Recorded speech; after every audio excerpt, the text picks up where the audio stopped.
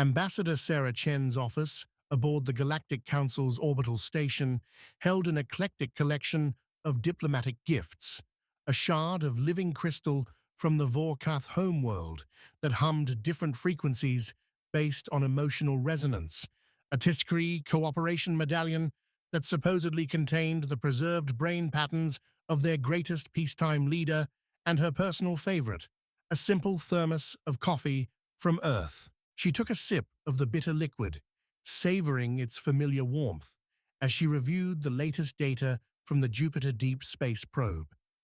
Dr. Ramirez's report was highlighted in urgent red.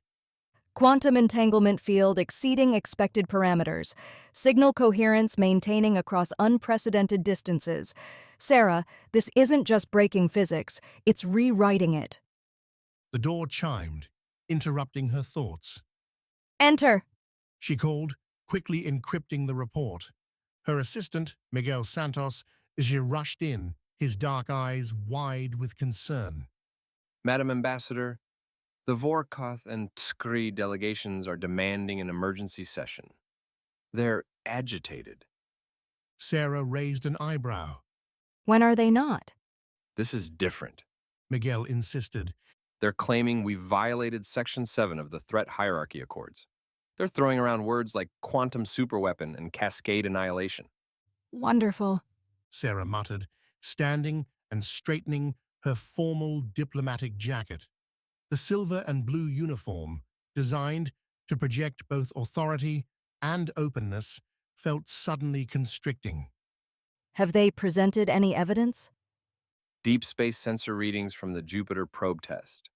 The energy signature apparently matches theoretical models for something called a consciousness disruptor. Sarah froze.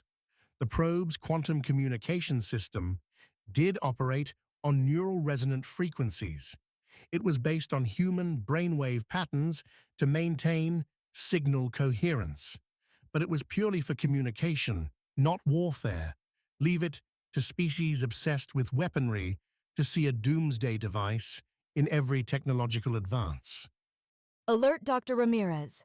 She ordered. I want a full technical breakdown of the probe's capabilities that we can present to the Council. And Miguel, get me everything we have on consciousness disruptors. Already done. He said, handing her a tablet. But most of it's classified under the Hierarchy Accords. The basic theory is that they target the quantum basis of consciousness itself. The Vorkath attempted to develop one 8 centuries ago. The test firing allegedly drove an entire colony mad. They banned the research after that. Sarah skimmed the report as they walked to the council chamber. The station's curved corridors were designed to accommodate dozens of species, with variable gravity fields and atmosphere barriers creating comfortable zones for each delegation. She passed through 3 such barriers before reaching the main chamber, each transition tingling across her skin. The council chamber was a marvel of xeno-architecture. The vast circular room could shift its very geometry to match the psychological comfort patterns of different species. Currently, it was configured for the joint comfort of Vorkath and Tiskuri biology, all crystalline angles and hexagonal patterns that made Sarah's human eyes water if she looked too long in one direction. The Vorkath delegate, Superior Resonator Katal, floated at the center of the chamber. Their crystalline body pulsed with bands of angry red and warning yellow. Beside them, Skri, head of Hive Tzitka's chitinous armor, gleamed under the chamber's lights, their compound eyes reflecting the room in fractal patterns. Ambassador Chen! Katal's harmonic voice vibrated through the chamber. Explain this abomination your species has created. Sarah took her place at the human podium, keeping her expression neutral. Superior Resonator, head of Hive, I'm afraid there's been a misunderstanding. The energy signature you detected was from a deep space communications experiment. Lies. Tzitka's mandibles clacked in agitation. Our analysis confirms quantum patterns consistent with consciousness manipulation You have created a forbidden weapon. The Jupiter probe uses neural resonant frequencies for maintaining quantum coherence. Sarah explained. It's based on human brainwave patterns, yes, but So you admit it targets consciousness. Katal's crystal body rang with accusation. it targets nothing. Sarah insisted. It's a communication system designed to maintain contact with our deep space explorers. Humanity has no interest in developing weapons of mass destruction. Then you will have no objection to demonstrating this communication system. Tzitka suggested, their antennae twitching with predatory interest. Sarah felt the trap closing. Both species were convinced they'd caught humanity in violation of the Accords. If she refused to demonstrate, they'd take it as confirmation of their fears.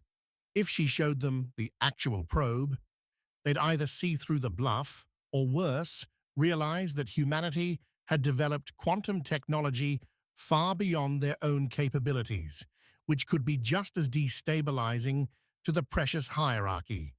She thought of Dr. Ramirez's report. The probe's capabilities were exceeding their own understanding.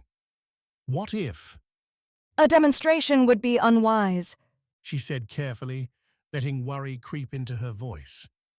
The quantum cascade effect is not fully contained. Katal's crystalline form vibrated with sudden fear. Explain. The neural resonant field affects consciousness across vast distances. Sarah continued, building on their own assumptions. Once initiated, it can't be limited to a small area. A demonstration here would affect at least 3 sectors of space. Impossible. Tzitka clicked, but their antennae had pulled back flat against their head, a sign of extreme anxiety in their species. No consciousness-affecting field could maintain coherence at such range. Unless. Katal's harmonic voice had shifted to a lower, more worried frequency. They've solved the quantum decoherence problem.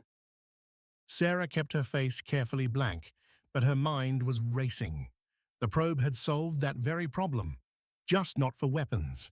But they were making the connections she needed them to make. Humanity has always approached problems differently. She said, We don't think in terms of your threat hierarchy. We think in terms of solutions. Sometimes those solutions are more powerful than intended. The chamber fell silent. Sarah could practically see the calculations running through both delegates' minds. If humanity had truly developed consciousness-affecting quantum fields that could maintain coherence across sectors, it would completely upend the hierarchy. Their carefully maintained balance of power would be meaningless. Perhaps She continued into the silence. this is an opportunity. Humanity would be willing to discuss terms for ensuring this technology never needs to be deployed. A lasting peace between your species would go a long way toward that goal. Hours later, Sarah sat in her office, staring at the peace treaty displayed on her screen. The Vorkath and Sikri had signed it with unprecedented speed, along with additional technology-sharing agreements that would keep them too busy watching each other to worry about humanity's supposed superweapon. Miguel entered with fresh coffee. Congratulations, Madam Ambassador. First peace treaty between them in 700 years. Thanks. She said, not feeling very victorious. Any word from the monitoring stations? He nodded grimly. Both species have begun massive research initiatives. Energy readings suggest quantum physics experiments. They're trying to replicate what they think we have. Sarah sighed, reaching for the coffee. And so begins the arms race. Have you contacted Dr. Ramirez? She's already analyzing the data. She says Miguel hesitated. the probe's latest tests suggest it might actually be capable of affecting consciousness across vast distances. Not as a weapon, but the quantum field does seem to resonate with neural patterns in unexpected ways. We may have accidentally stumbled onto exactly what they feared. Sarah stared at her reflection in the coffee's dark surface. So now we have to decide. Do we develop it further to maintain the bluff? Or do we find a way to prove we never intended to weaponize it? There's a third option. Miguel suggested quietly. We could share the actual technology, show them it's meant for communication, not warfare. The quantum principles involved could revolutionize galactic civilization. And risk them weaponizing it themselves? Sarah shook her head. You've read their histories. Both species see everything through the lens of military application. The Tiskri turned their first faster-than-light drive into a planet cracker. The Vorkath weaponized their own crystalline biology. No, we need to find another way. She stood and walked to the viewport, watching the eternal dance of the Maelstrom Nebula. Somewhere out there, the Jupiter probe was pushing the boundaries of human understanding, creating possibilities they had never imagined. And now, those possibilities had become both a shield and a sword, protecting humanity through the very fear she had cultivated. Send word to Earth. She decided. We need a new diplomatic initiative. If they're going to race to match our capabilities, let's give them a different finish line. Instead of weapons research, we propose a joint scientific mission. We'll offer to share our quantum communications technology if they'll help us explore its peaceful applications. You think they'll agree? Miguel asked. They'll have to. Sarah smiled grimly. Their fear of the weapon they think we have will drive them to accept any chance to study the technology behind it. We'll turn their paranoia into progress. She turned back to her desk and began composing messages. One to Earth's Defense Council, explaining the situation and requesting support for the scientific initiative. One to Dr. Ramirez, asking for a sanitized version of the probe's capabilities that they could share. And one to her personal log. The hardest part of peace isn't making it. It's living with how you achieved it. Today, I chose to lie to prevent a war, only to realize the lie might have been accidentally true. We've stumbled onto something that could either unite or destroy civilization, depending on how we guide its development. The universe runs on threats and counter-threats, but humanity has always found another way. Now we have to prove it. A notification flashed on her screen.